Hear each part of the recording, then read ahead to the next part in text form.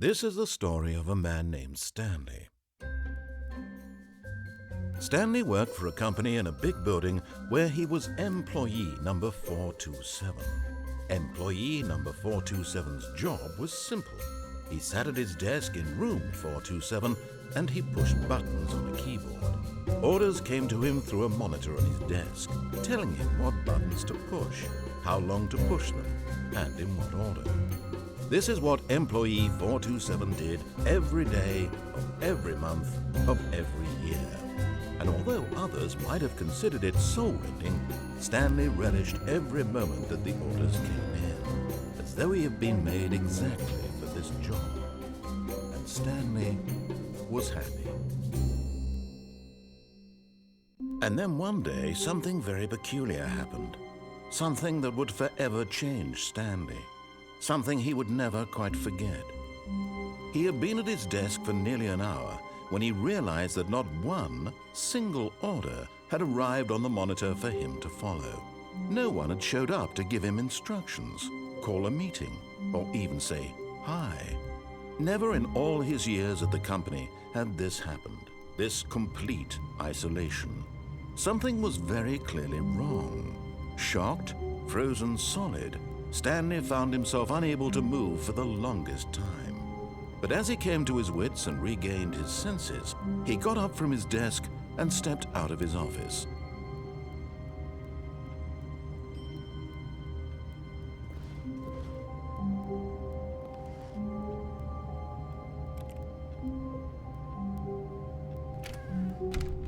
But Stanley simply couldn't handle the pressure. What if he had to make a decision? What if a crucial outcome fell under his responsibility? He had never been trained for that. No. This couldn't go any way except badly. The thing to do now, Stanley thought to himself, is to wait. Nothing will hurt me. Nothing will break me. In here I can be happy forever. I will be happy. Stanley waited. Hours passed, then days. Had years gone by? He no longer had the ability to tell. But the one thing he knew for sure, beyond any doubt, was that if he waited long enough, the answers would come. Eventually, someday, they would arrive. Soon, very soon now, this will end. He will be spoken to. He will be told what to do. Now it's just a little bit closer. Now it's even closer. Here it comes.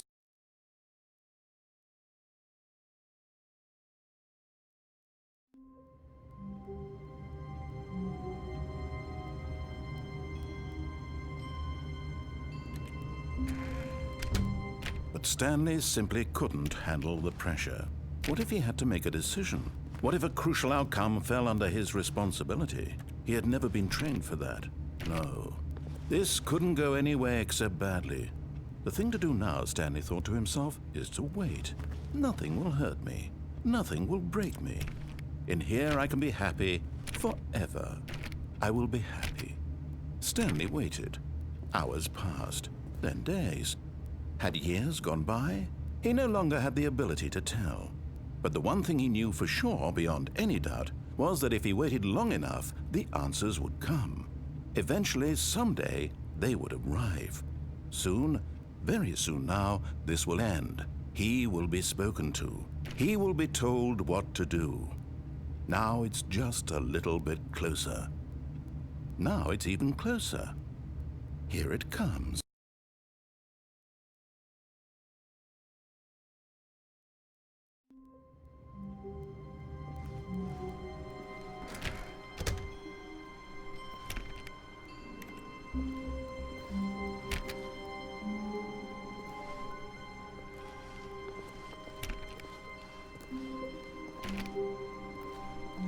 When Stanley came to a set of 2 open doors, he entered the door on his left.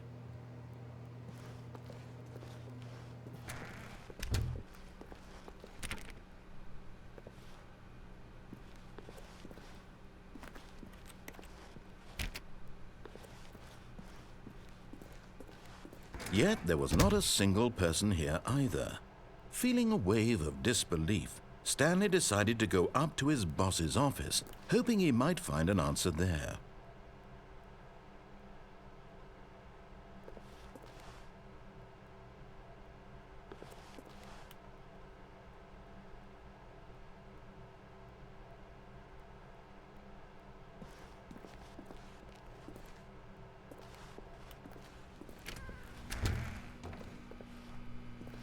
Stanley stepped into the broom closet, but there was nothing here, so he turned around and got back on track.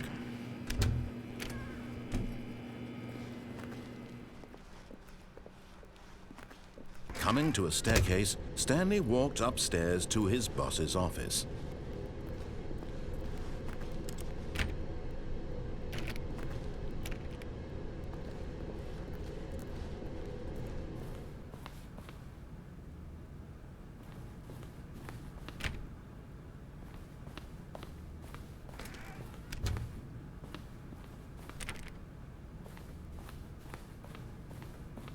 Stepping into his manager's office, Stanley was once again stunned to discover not an indication of any human life. Shocked, unraveled, Stanley wondered in disbelief who orchestrated this. What dark secret was being held from him? What he could not have known was that the keypad behind the boss's desk guarded the terrible truth that his boss had been keeping from him. And so the boss had assigned it an extra secret PIN number, 2845. But of course, Stanley couldn't possibly have known this. Yet incredibly, by simply pushing random buttons on the keypad, Stanley happened to input the correct code by sheer luck. Amazing. He stepped into the newly opened passageway.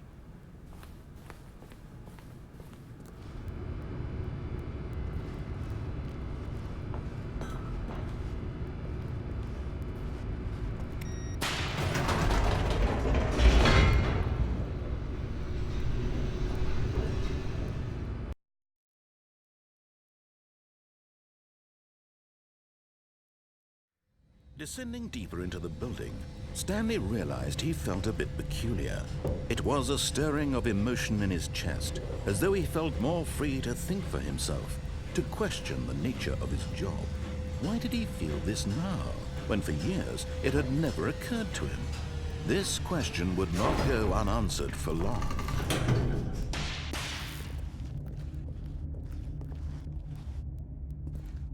Stanley walked straight ahead through the large door that read Mind Control Facility.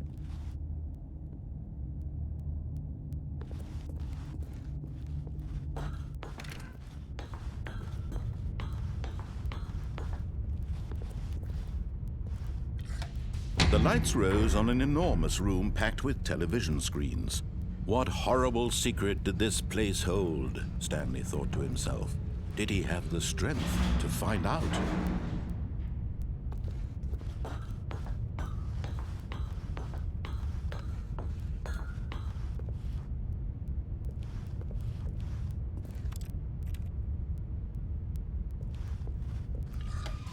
Now the monitors jumped to life, their true nature revealed.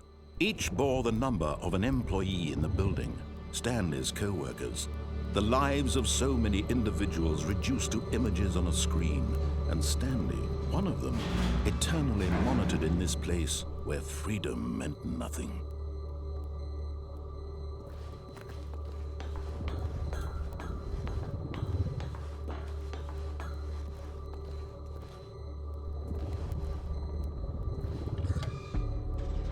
This mind control facility, it was too horrible to believe. It couldn't be true.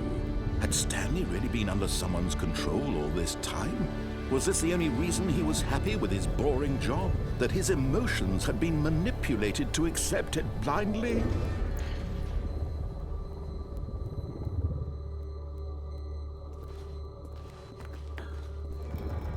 No. He refused to believe it. He couldn't accept it. His own life in someone else's control? Never! It was unthinkable. Wasn't it? Was it even possible? Had he truly spent his entire life utterly blind to the world? But here was the proof. The heart of the operation. Controls labeled with emotions. Happy or sad or content. Walking, eating, working. All of it monitored and commanded from this very place. And as the cold reality of his past began to sink in, Stanley decided that this machinery would never again exert its terrible power over another human life. For he would dismantle the controls once and for all.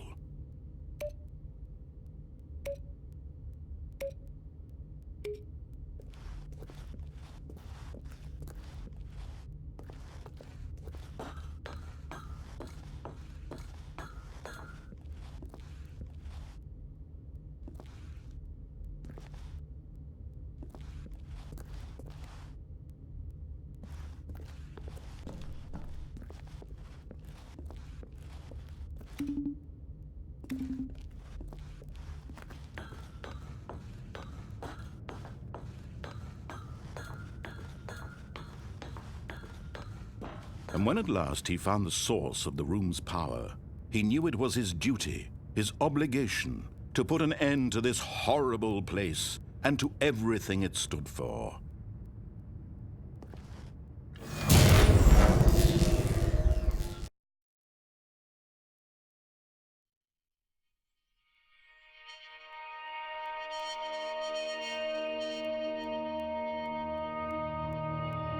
Blackness and a rising chill of uncertainty. Was it over?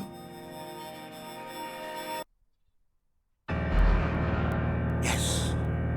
He had won! He had defeated the machine, unshackled himself from someone else's command. Freedom was mere moments away. And yet, even as the immense door slowly opened, Stanley reflected on how many puzzles still lay unsolved. Where had his co-workers gone? How had he been freed from the machine's grasp? What other mysteries did this strange building hold? But as sunlight streamed into the chamber, he realized none of this mattered to him, for it was not knowledge or even power that he had been seeking, but happiness. Perhaps his goal had not been to understand, but to let go. No longer would anyone tell him where to go, what to do, or how to feel. Whatever life he lives, it will be his. And that was all he needed to know. It was perhaps the only thing worth knowing. Stanley stepped through the open door. Stanley felt the cool breeze upon his skin, the feeling of liberation, the immense possibility of the new path before him. This was exactly the way, right now, that things were meant to happen. And Stanley was happy.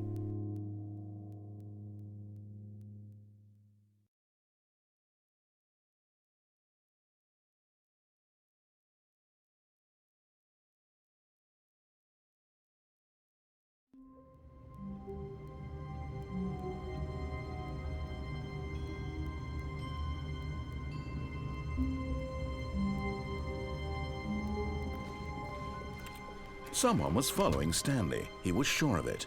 If he checked over his shoulder now, he would surely catch them. It was only a matter of time.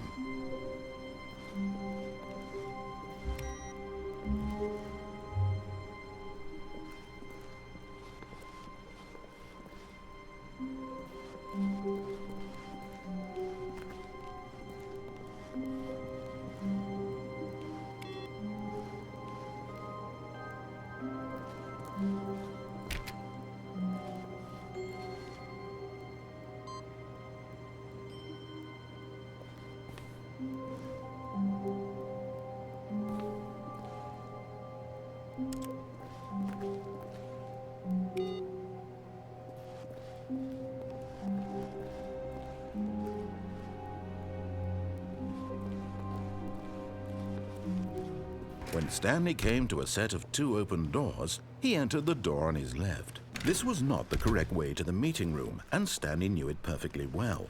Perhaps he wanted to stop by the employee lounge first, just to admire it.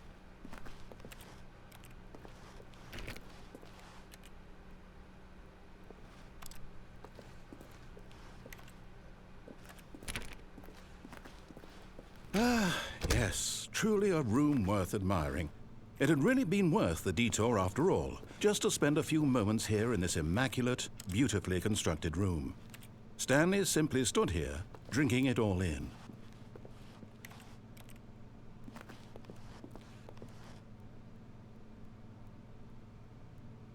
Yes, really, really worth it being here in the room. A room so utterly captivating that even though all your co-workers have mysteriously vanished, here you sit looking at these chairs and some paintings. Really worth it.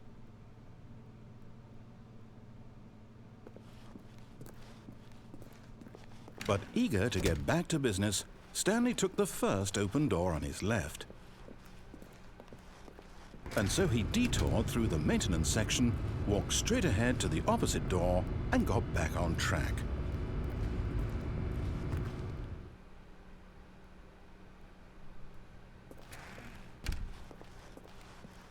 Yet there was not a single person here either. Feeling a wave of disbelief, Stanley decided to go up to his boss's office, hoping he might find an answer there. Coming to a staircase, Stanley walked upstairs to his boss's office.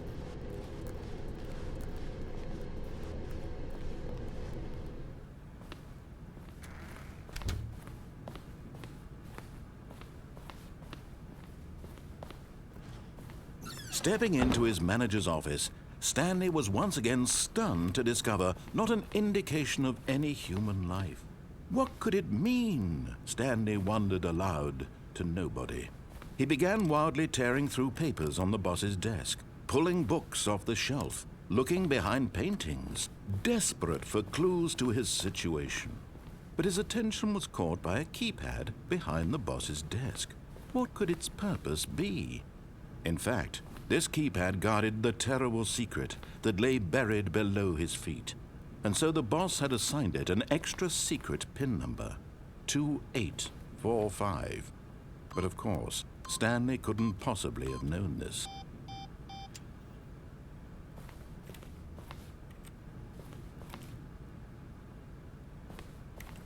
Stanley just sat around twiddling his thumbs.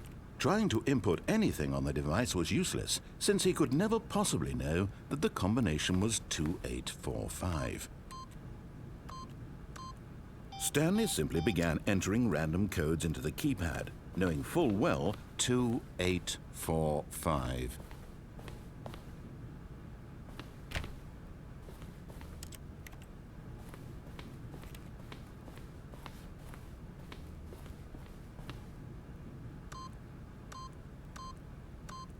Yet incredibly, by simply pushing random buttons on the keypad, Stanley happened to input the correct code by sheer luck. Amazing. He stepped into the newly opened passageway.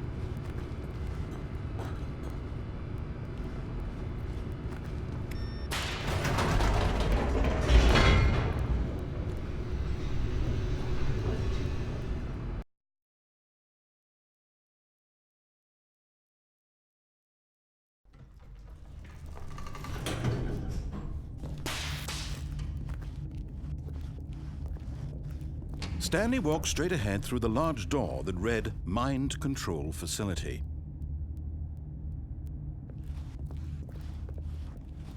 Although this passageway had the word Escape written on it, the truth was that at the end of this hall, Stanley would meet his violent death.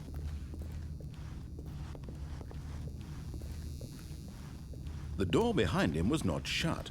Stanley still had every opportunity to turn around and get back on track. At this point, Stanley was making a conscious, concerted effort to walk forward and willingly confront his death.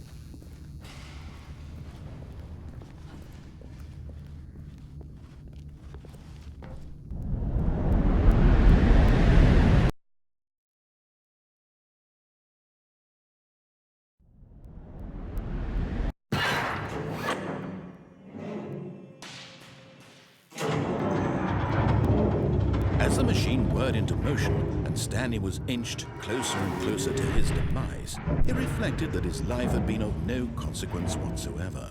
Stanley can't see the bigger picture. He doesn't know the real story, trapped forever in his narrow vision of what this world is. Perhaps his death was of no great loss, like plucking the eyeballs from a blind man. So he resigned and willingly accepted this violent end to his brief and shallow life. Farewell, Stanley.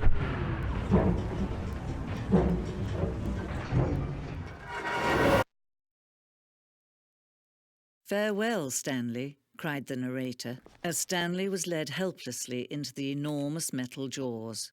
In a single visceral instant, Stanley was obliterated as the machine crushed every bone in his body, killing him instantly.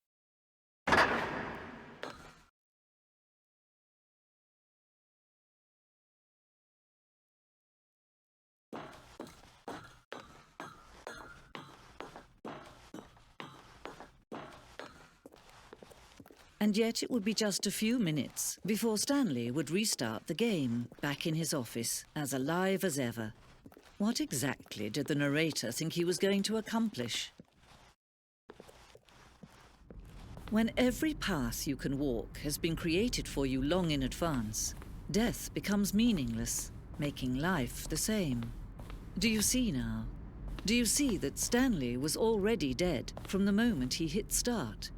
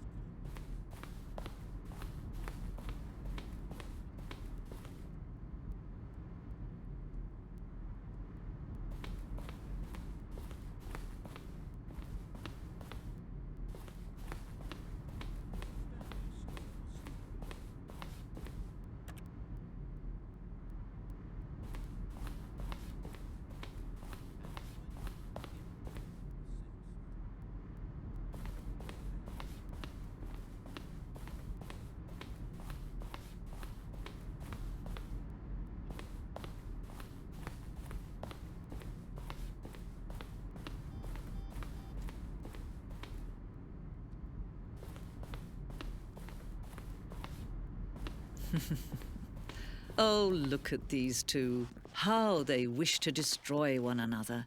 How they wish to control one another. How they both wish to be free.